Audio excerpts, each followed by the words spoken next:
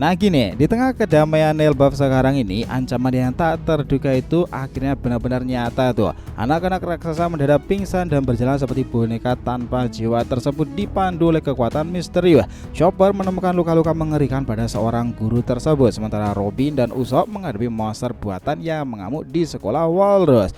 Di balik kekacauan ini nakama, dua kesatria suci, Gillingham dan juga Gunko sendiri itu menjalankan rencana kelam tuh, manfaatkan kekuatan supranatural tersebut menculik para raksasa muda, sementara Sombers melakukan tugasnya. Bajak laut Tobi Jerami sekutu mereka jelas tak tinggal diam nih, dari Dory Brooke yang meluncurkan serangan dahsyat hingga Brook yang memainkan melodi pembebasan. Mereka berjuang menghadapi musuh yang lebih kuat dari perkiraan saja nih. Di saat yang sama sob, tokoh-tokoh legendaris mulai pada bergerak. Scoop bergaban menghadapi musuh lama, Jinbe bertarung melawan kesatria suci, dan Rayleigh sedang menuju Elba, membawa harapan di tengah pertempuran yang makin memanas lagi tuh. Nah ini makin seru. Apa tujuan sebenarnya dari para kesatria suci? Siapa sosok sebenarnya yang masih misterius yang mereka sembunyikan di balik layar kekacauan ini? Ini menarik nakama. Selamat datang teman-teman. Kita akan bahas alur cerita prediksi ini dengan Mimin di sini, Joy Boy The Library of Nika. Let's go. Kita mulai ceritanya.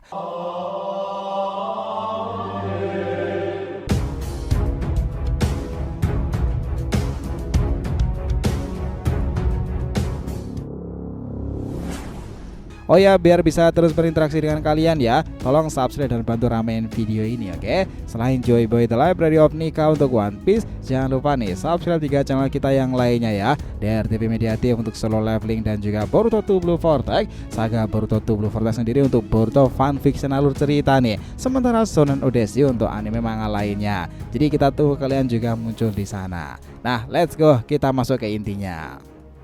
Jadi tuh gini, di sebuah sekolah yang terletak di pusat Elbaf itu, suasana tampak kacau di Walrus. Beberapa anak dari ras raksasa mendadak pingsan tanpa sebab yang jelas tuh. Chopper jelas sebagai dokter dari bajak laut Tobi Jerami dengan cermat memeriksa mereka, tapi tidak menemukan tanda-tanda penyakit sama sekali atau luka yang bisa menjelaskan keadaan tuh. Keheranan itu menggelayuti pikiran semuanya, membuatnya itu makin waspada sekarang ini kan. Merasa ada yang tidak beres, Chopper akhirnya memutuskan untuk mengunjungi seorang guru bernama Wolf. Dari kabar yang beredar, memang Wolf itu mengalami luka-luka cukup serius intens ya. Setibanya di ruangan guru itu, pemandangan yang terlihat sungguh mengkhawatirkan. Luka-luka yang cukup parah menghiasi tubuh Wolf tersebut, seakan-akan ia baru saja mengalami pertarungan yang sangat brutal. Dengan sigap Chopper memberikan pertolongan pertama, sementara pikirannya sibuk mencari jawaban yang jelas atas apa yang sebenarnya terjadi.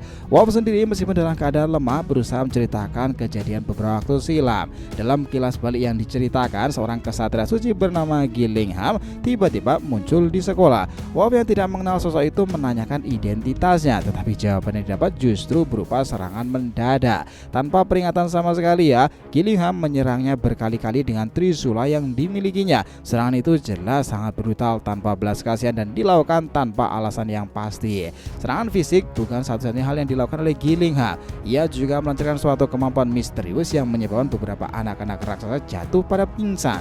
Tak berhenti sampai di situ saja nih, anak-anak yang sudah kehilangan kesadaran itu perlahan bangkit dan mulai berjalan sambil tidur seperti boneka yang dikendalikan oleh kekuatan tak kasat mata. Nah, panel di sini tuh memperlihatkan sesuatu yang menarik. Gillingham ternyata tidak bekerja sendirian. Seorang kesatria suci wanita bernama Gunko turut berperan dalam peristiwa ini nih. Ia menciptakan tanda panah sihir yang menuntun anak-anak raksasa berjalan ke arah pantai. Jelas ya, ini adalah pemandangan yang mengerikan. Bocah-bocah itu tak sadarkan diri berjalan dengan langkah-langkah kaku tersebut, dipandu oleh kekuatan yang tidak mereka mengerti sama sekali. Dari penjelasan Wolf sendiri itu menutup ceritanya dengan suara lirik. Jelas bahwa kejadian itu masih membekas di benaknya. Chopper mendengarkan kisah tersebut semakin yakin mereka itu sedang berhadapan dengan musuh yang sangatlah kuat tuh. Setelah memastikan Wolf mendapatkan perawatan yang cukup, itulah kenapa ia langsung bergegas keluar dan bergabung dengan Robin serta Usopp yang sudah menunggu di luaran. Nah di sini ya nakama, di hutan sekitar sekolah itu pertarungan sengit itu memang sedang berlangsung. Bajak laut raksasa berusaha sekuat tenaga menghadapi para monster-monster yang diciptakan oleh Sommer, salah satu anggota dari kesatria suci.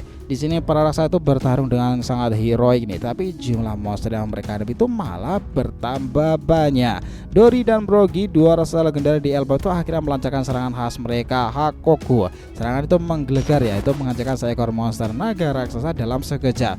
Namun meski sudah bertarung sekuat tenaga, beberapa monster berhasil lolos dan mulai mendekati sekolah, bangkit lagi dan lagi. Kita lihat bahwa di sekolah itu situasinya sangat gawat ya. Ketika monster berbentuk serigala raksasa itu muncul, untungnya ya Usopp sudah bersiaga di tempat tersebut. Ia segera menembakkan peluru Pop Green yang memunculkan serigala hijau raksasa dari tumbuhan. Kedua monster serigala tersebut itu bertarung hebat, menciptakan bentrokan dahsyat di tengah-tengah sekolah Walrus. Nah, pada akhirnya ya nakama, Usopp berhasil mengalahkan musuhnya. Serangan yang ia gunakan kali ini tampak jauh lebih kuat dibandingkan terakhir kali diperlihatkan di Pulau Egghead-nya. Ini adalah pertanda bahwa Usopp itu makin berkembang setelah bertarung ya. Nah, di sisi lain Robby yang menyaksikan keberhasilan Usopp tersenyum hingga bangga berkata bahwa inilah yang seharusnya dimiliki oleh kru seorang Yonko besar. Chopper yang melihat keberhasilan Usopp juga tidak mau kalah. Ia segera mengaktifkan monster poinnya itu, membuat tubuhnya membesar berkali-kali lipat bak seorang raksasa. Tidak jauh dari sana muncul sosok monster yang menyerupai Loki, putra dari Raja Elbaf. Namun Chopper segera menyadari bahwa monster itu hanyalah hasil dari kekuatan Sommer yang bisa mewujudkan ketakutan kepada seseorang.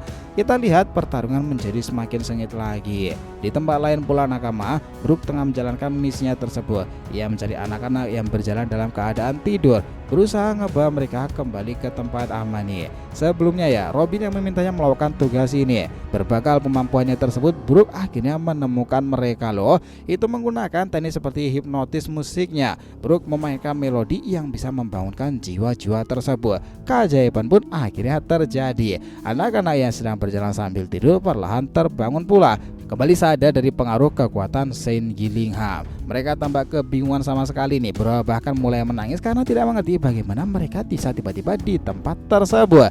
Di sisi ini nih kita melihat bagaimana para kesatria suci termasuk Gunko Gillingham menyadari bahwa rencana mereka itu mulai gagal satu persatu. Mereka beristirahat jelas sejenak untuk menghemat tenaga, tetapi tiba-tiba Gillingham mendapatkan firasat bahwa anak-anak yang telah dikendalikan kini mulai tersadar pula.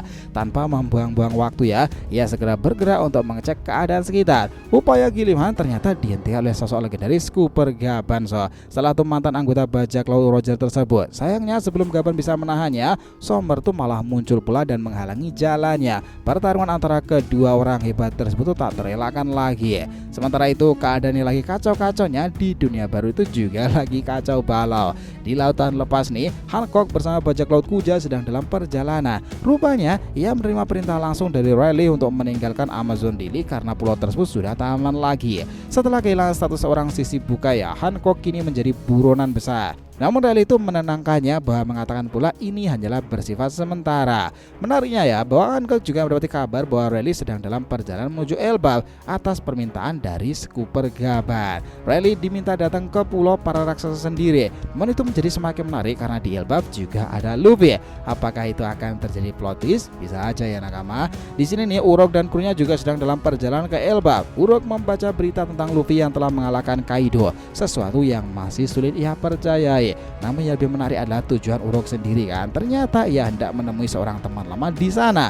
Wah, itu makin menarik nih. Semuanya akan berkumpul di Elbaf. Kembali ke Elbaf sendiri ya nakama. Brook masih membawa anak-anak menuju sekolah, tiba-tiba dihadang oleh Saint Gillingham. Pertarungan pun akhirnya benar-benar terjadi pecah di antara mereka. Brook berusaha melawan dengan tebasan esnya tersebut, tetapi Gillingham terlalu tangguh nih. Saat Brook mulai kewalahan, Jinbe akhirnya tiba-tiba muncul dan menyerang Gillingham dengan teknik karate manusia ikan. Nami juga ikut datang bersama Jinbe setelah ngebantu memadamkan api di bagian selatan Elbaf. Mengetahui bahwa Gillingham adalah seorang kesatria suci, Jinbe tidak berniat menahan diri nih. Pertarungan antara mereka pun akhirnya benar-benar dimulai. Keadaan makin kacau balau. Di atas kapal pemerintahan pusat sendiri, Garling Shamrock sedang menuju medan pertempuran. Mereka tidak bisa menggunakan sihir teleportasi karena tempat tujuan mereka adalah lokasi yang belum pernah mereka kunjungi sebelumnya kan. Shamrock pun menghubungi wakil dari kesatria suci sendiri. Orang ini merupakan sosok yang sangatlah kuat, hanya satu tingkat di bawah Shamrock. Jika situasi di Elbaf makin sulit, maka ia akan segera dipanggil untuk turun tangan. Kira-kira siapa tuh? Banyaknya tokoh kuat yang mulai bermunculan itu nakama. Konflik di Elbaf makin memanas, pertempuran besar pun sudah di depan mata. Nah, karena itulah pesan-pesan dari cerita-cerita tentang Ragnarok benar-benar akan segera dimulai di Elbaf. Kalian mungkin akan penasaran bagaimana kelanjutannya itu nanti. Jadi kalau mau disimpulkan ya nakama, bahwa pertempuran di Elbaf makin memanas, kacau balau, semuanya serasa berkumpul. Itu akan mengungkapkan kekuatan baru rahasia kelam yang mengancam kedamaian negeri para raksasa kan. Bajak laut, topi jerami dan sekutu mereka berjuang keras menghadapi monster buatan serta kesatria suci yang memiliki kekuatan mengerikan pula. Chopper, Usopp, Brook, Jinbe dan juga yang lain sebagainya menunjukkan bagaimana pertempuran mereka menghadapi para orang-orang kaum naga langit. Sementara Dory Broggy itu membuktikan bahwa mereka itu masih merupakan pejuang raksasa sejati loh. Di sisi ini nakama, bahwa pergerakan Rayleigh menuju Elbaf menandakan bahwa pertarungan ini bukan sekedar konflik biasa. Itu akan melibatkan sesuatu yang lebih besar, sesuatu yang berkaitan dengan orang-orang dahulu di era kelompok Goldie Roger. Dengan makin banyak tokoh kuat berkumpul, Scoop bergaban hingga Uruk yang misterius pula, Silver Rayleigh sang raja kegelapan sekaligus guru Luffy sendiri, itu akan menjadi daya tarik tersendiri di pulau tersebut. Bahaya jelas masih mengintai. Para kesatria belum mengeluarkan seluruh kekuatan terbaik mereka. Dengan kehadiran seorang wakil komandan yang lebih kuat lagi, ancaman terhadap Elbaf dan Luffy makin nyata dong. Akankah Luffy dan sekutunya mampu bertahan menggagalkan rencana jahat para kesatria suci itu? Ataukah pertarungan itu hanyalah awal dari perang Ragnarok yang makin besar lagi? Nah, kalian penasaran bagaimana kelanjutannya? Sama nih, kita lanjutkan lagi di cerita berikutnya. Jadi itulah tadi yang nakama pembahasan kita mengenai apa yang terjadi untuk kisah One Piece perjalanan ke depannya itu. Terima kasih banyak telah menonton cerita ini sampai akhir. Jika kalian punya pendapat, langsung aja komentar di bawah ini dan kita akan usahakan respon, oke? Sampai jumpa di video selanjutnya nakama, dan Joy Boy Sang Nika telah kembali ke peradaban One Piece.